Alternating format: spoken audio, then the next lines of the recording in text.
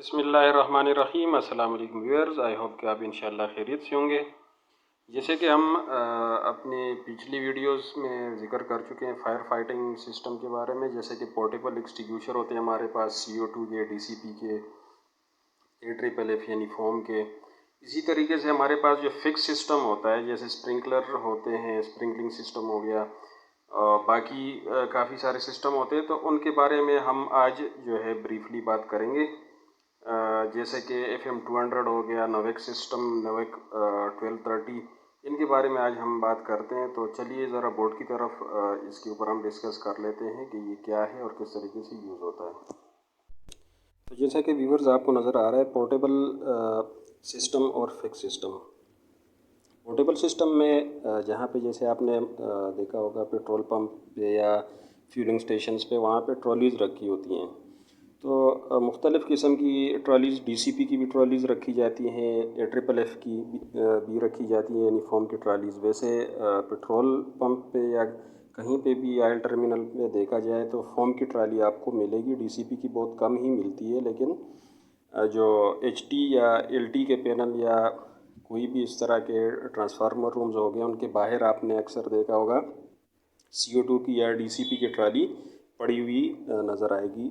या जो portable cylinder है 2 kg, 4 kg या 5 kg के कोई भी आपको वहाँ पे नज़र आएंगे, DCP के या CO2 के। तो basically CO2 is the best for electric fire. तो बहरहाल DCP भी यूज़ करते हैं लोग। तो फिक्स सिस्टम के ऊपर बात करेंगे। जैसे फिक्स सिस्टम है, उसमें स्प्रिंकलिंग सिस्टम है और फिक्स ड्रेंचिंग सिस्टम है।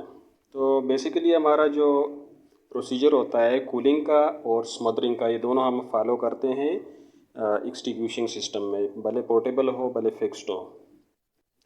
तो कूलिंग में CO2 बहुत बेस्ट है और स्मदरिंग में आपने देखा होगा कि AFFF हो गया या DCP वो यूज़ होता है। इसी तरह जो हमारा फिक्स सिस्टम है, उसमें जो ड्रेंचिंग सिस्टम है उसके अंदर FM200 या नोवेक 1230 या आर्गन या CO2 ये यूज़ होते हैं। तो CO2 जो है ये आपने देखा होगा बहुत ठंडी गैस है और इसका काम है कूलिंग देना। तो जैसे कूलिंग बहुत ज़्यादा हो जाती है जहाँ पे, जैसे आपने पिछले दिनों मरी में देखा होगा बहुत ज़्यादा ठंडक की वजह से लोग जो है फौत हो गए थे, इसी वजह से कि कूलिंग बहुत ज़्यादा हो जाती है तो ऑक्सीजन की कमी हो जाती है वहाँ पे। तो बेसिकली जो CO2 है वो कूलिंग और स्मदरिंग दोनों का काम करता है। और जो FM200 या नोवेक या कोई भी इस तरह के क्लीन एजेंट्स हैं वो स्मदरिंग का काम करते हैं, यानी कि ऑक्सीजन को कट ऑफ कर देते हैं। तो कूलिंग हो या स्मदरिंग हो, पर्पज़ हमारा एक ही होता है, यानी कि फायर को बुझाना। उसका जो केमिकल रिएक्शन है, जो चेन है, उसको जो टेट्राहेड्रॉन है उसको ब्रेक करना। सिस्टम कोई भी हो उसको अच्छे तरीके से लगाया जाए तो जो प्रोसीजर है तो फायर इंशाल्लाह बुझेगी।